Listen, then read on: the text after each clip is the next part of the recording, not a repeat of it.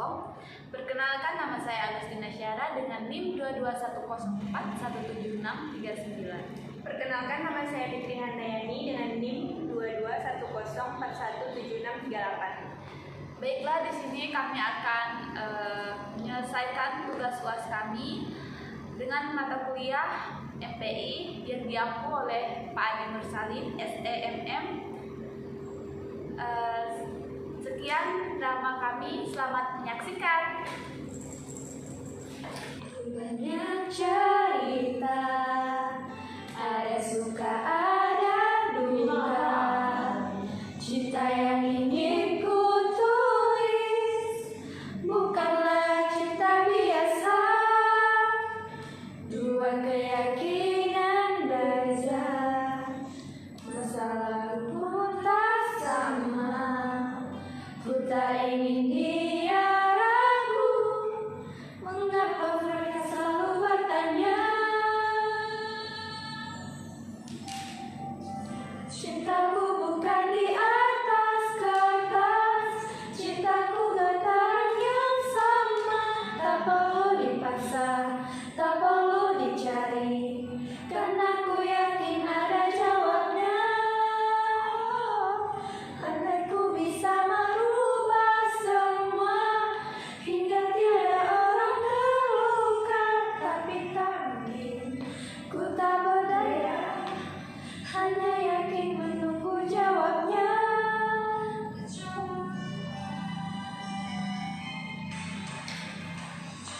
Kita setia, masa berubah segala, mungkin dia akan berlalu. Ku tak mau mereka tertawa. Diriku hanya insan biasa, miliki nama yang sama. Tak ingin berpaling, tak ingin berganti, jiwaku sering saja berkata, andai ku mampu ulang semula, ku pasti tiada yang curiga. Kasihkan hati tiada terduga, hanya yakin menunggu jawaban.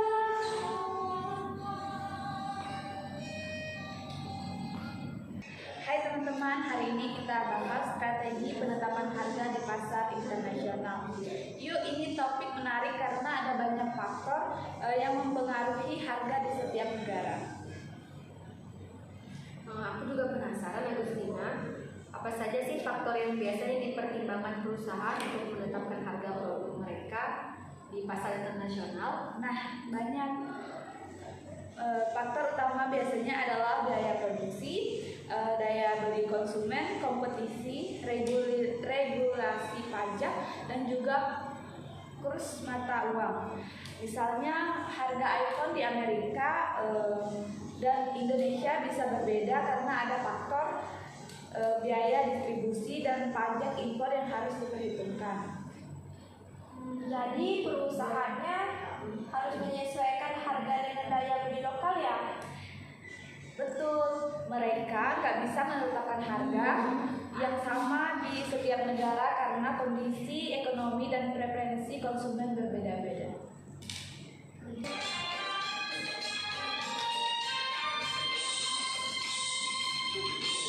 Cinta yang mana tidak berbias, jalannya lalu rentang beribu, bagaimana hendak berhias, jernih retas seribu. Menantang unggas, lihat di hutan, jalan yang tinggal, jangan berliku,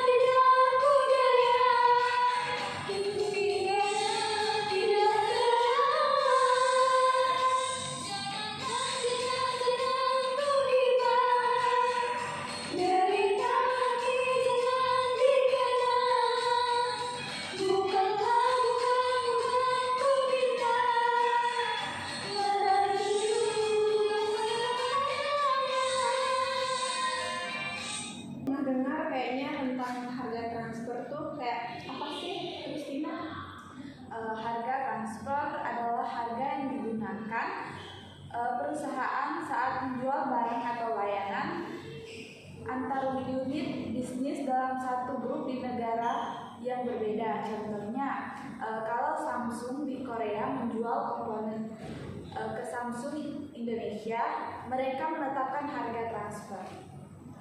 Oh, jadi seperti harga internal dalam perusahaan yang sama.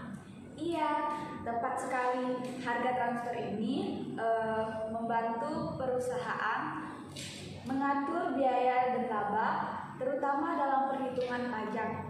Nah, ada juga kebijakan harga global di mana perusahaan bisa memilih harga seragam dan fleksibel sesuai kondisi pasar masing-masing negara. Jadi harga transfer ini juga bisa mempengaruhi strategi pajak ya?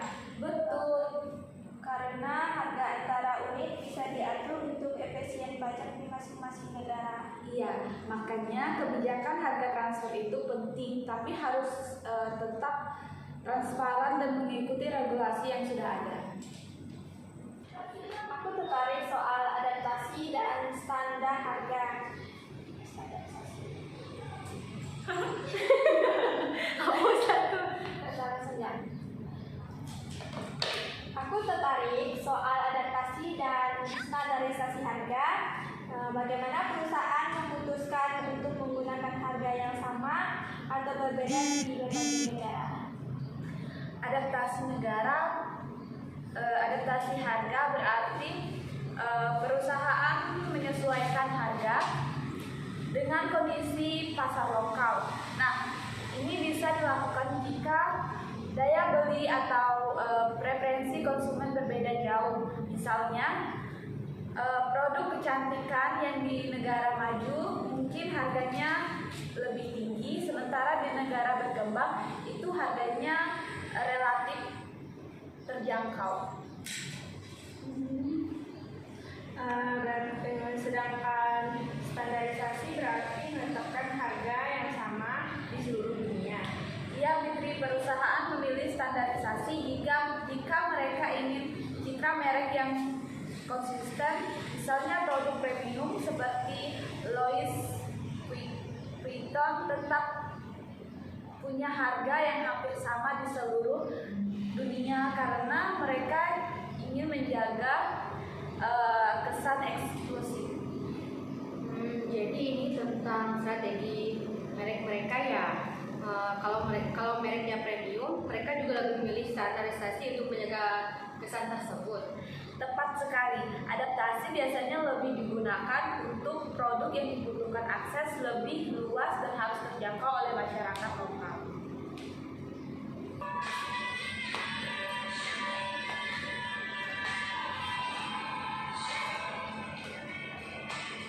Andainya engkau memiliki terdahulu sebelumnya, andai ku curah rasa hati, mungkin kini kau tenang di sampingku.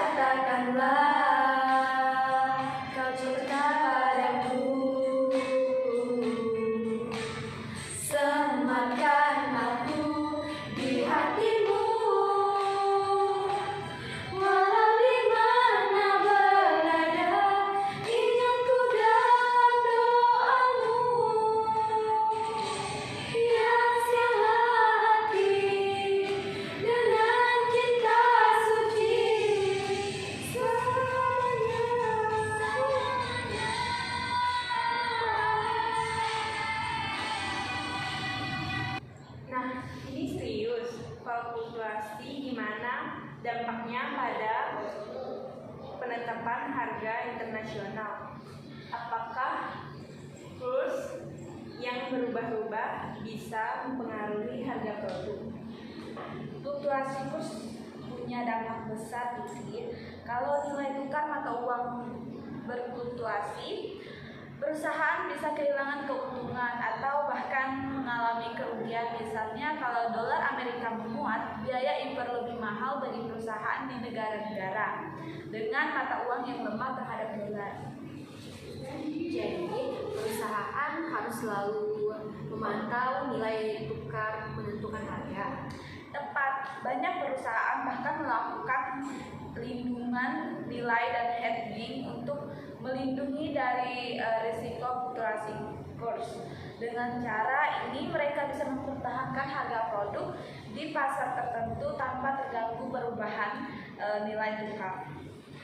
Jadi penerapan harga internasional bukan hanya soal biaya produksi atau distribusi, tapi juga mempengaruhi faktor eksternal seperti kurs.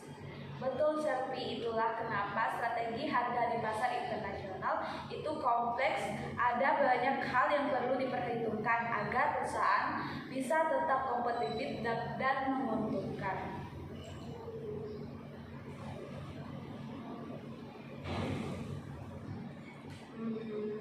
Terima kasih Agustina. Penjelasanmu tentang strategi harga internasional benar-benar membuka wawasan baru buat aku. Setuju. Aku jadi lebih paham pentingnya adaptasi, harga transfer, dan dampak kurs dalam strategi penerapan harga. Sama-sama, aku juga jadi tahu bahwa strategi harga internasional melibatkan banyak variabel yang tidak hanya sekedar harga produk. Sama-sama teman-teman, diskusi ini membantu kita semua memahami bagaimana kompleksnya menentukan harga di pasar global.